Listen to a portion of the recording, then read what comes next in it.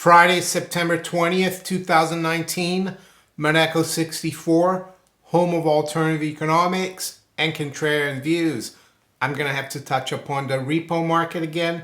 It seems like the trouble in the repo market, or the chaos we had on Monday, has continued up until yesterday.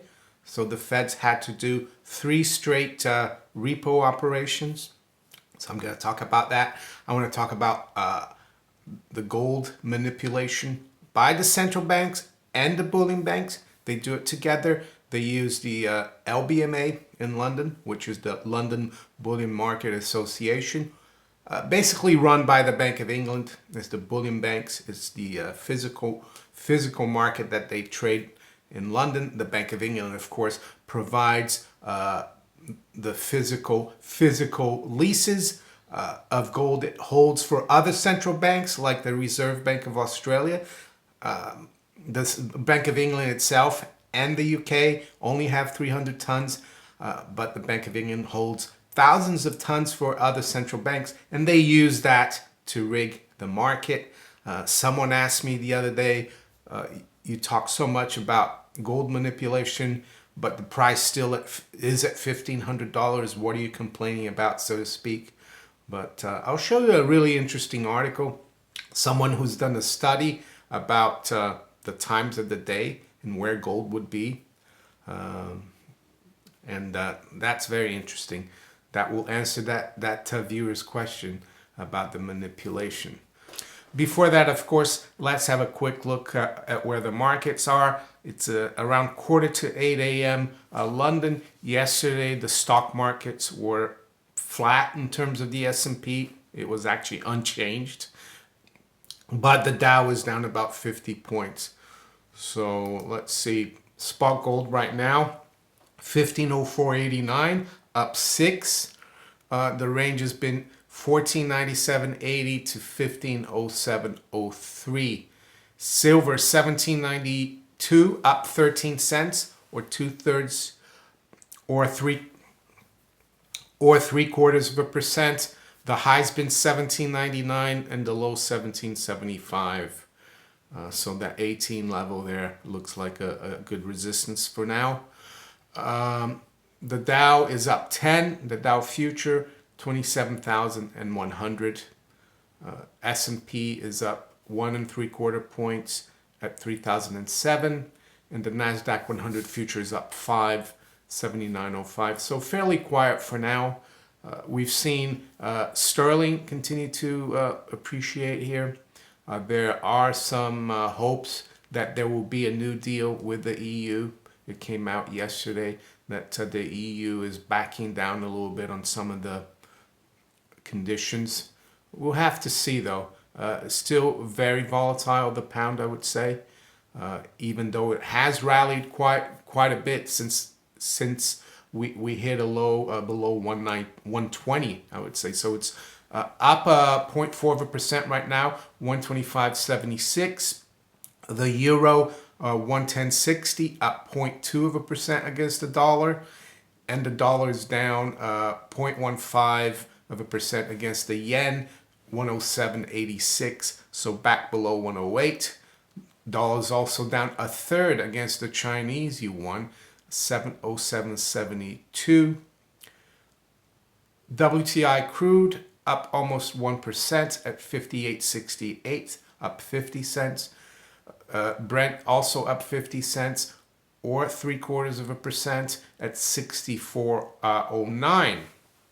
Bond markets, 10-year yield is down about 1.5 basis point at 176. The 2 years at 173. So that spread is narrowing, getting close to, how can I say, flat.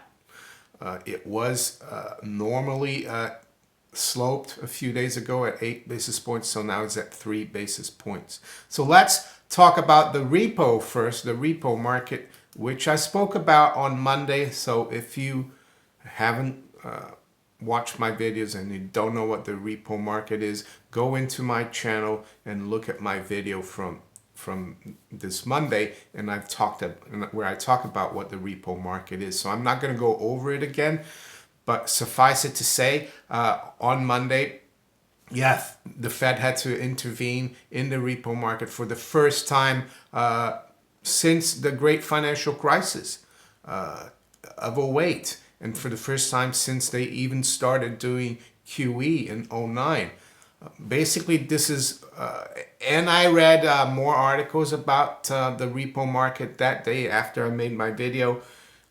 There's talk about that there's cash needs for corporations for a deadline of September 15th. They've got taxes to pay, so there's not enough cash, and that's why the rates went up to like 10%, the repo rate. But here we are, yesterday was September 19th, and they still got this problem. What is it showing?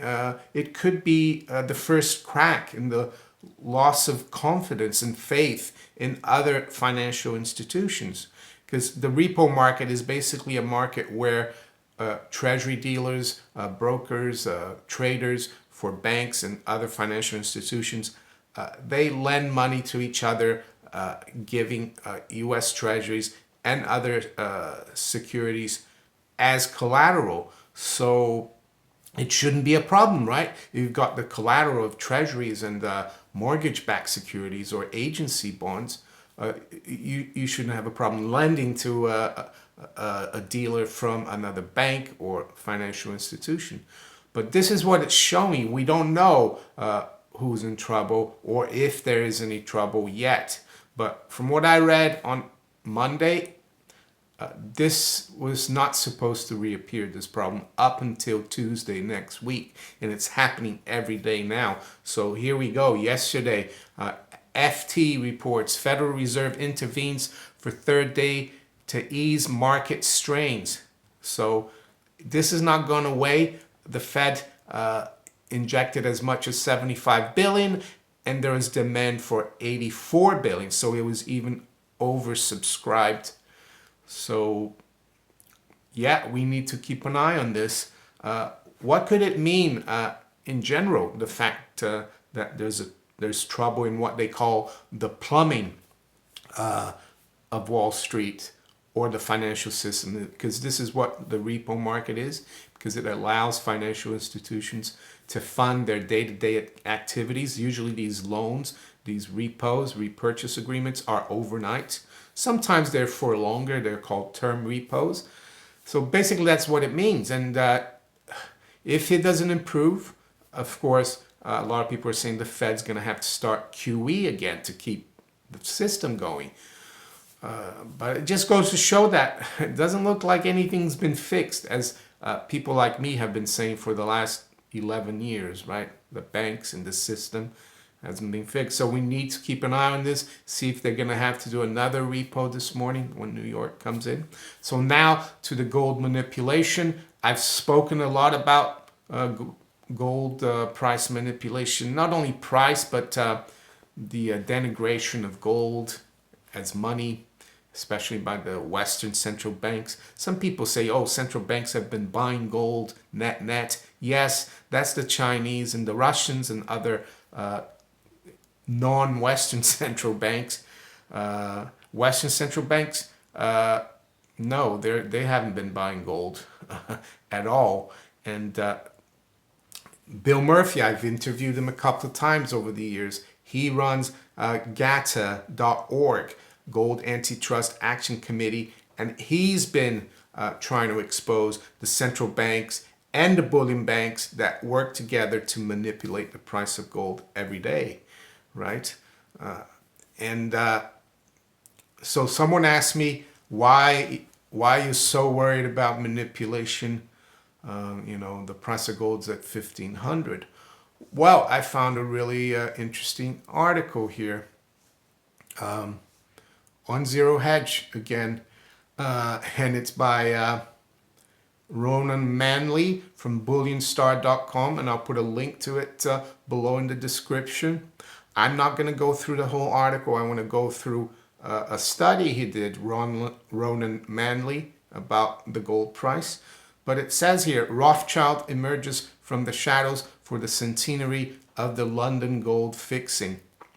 So why do the Rothschilds emerge from the shadows? Well, some of you might remember I've made a couple of videos about this editorial I read in the FT in 2004.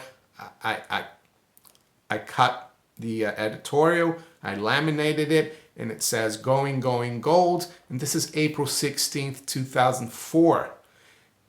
And the FT says the pointlessness of holding bullion continues to sink in. And in it, it says here in the first paragraph, the barbarous relic, as Keynes called it, is crumbling to dust. So that's the other kind of denigration and propaganda they do against gold, right? When even the venerable N.M. Rothschild has quit the gold market and the Bank of France, among the most stubborn of the official gold bugs, is thinking again about its bullion holdings. The end of gold as an investment has come a little closer. So yeah, it talks about how the Rothschilds got out of the fixing, as they call, in 2004. And it talks about that in this article from Ronan Manley. It also says that the Rothschilds hosted the the ceremony to celebrate the 100th anniversary in their offices, New Court in Swithin's Lane in the city of London. Just a short walk across to the Bank of England, by the way, their offices. So even though they got out of fixing in 2004, 15 years later, when there's celebration of the 100th anniversary of the start of the fixing, they host a party, right, at their offices. I think they're still heavily involved. They're just out of the spotlight. And I even remember at the time, Bill Murphy said, I used to read a lot of his stuff. And when the Rothschilds announced they're going to stop doing the fixing, he said, well, they know something's coming up. They don't want to be involved in criminal activity. And lo and behold, we get about a week ago, 3 JP Morgan metals traders charged with market manipulation by the DOJ, Department of Justice in the United States, right? And one of them, Michael Novak, head of precious metals trading, was charged on Monday, this Monday, by the Department of Justice, right? U.S. prosecutors. If you look at LBMA, LBMA is not an exchange, by the way. It's just an association of the bullion banks together with the Bank of England rigging the gold market through the physical market and through the futures, right? So on the board here, you got Dr. Paul Fisher. Of course, Paul Fisher used to work at the Bank of England as well, right? It says here, he was a member of the Monetary Policy Committee, the Interim Financial Policy Committee, and the PRA board. During the Great Financial Crisis, he worked in the markets area of the bank. That means the Bank of England. So here's a guy who was at the Bank of England. He's now at the LBMA, right? And look at who's on the board here. Michael Novak on the board. So a guy who's on the board of the LBMA has been criminally accused by the DOJ. Michael Novak, global head of base and precious metals trading at JP Morgan and CEO of JP Morgan Ventures Energy Corporation. Back to the Ronan Manley article. And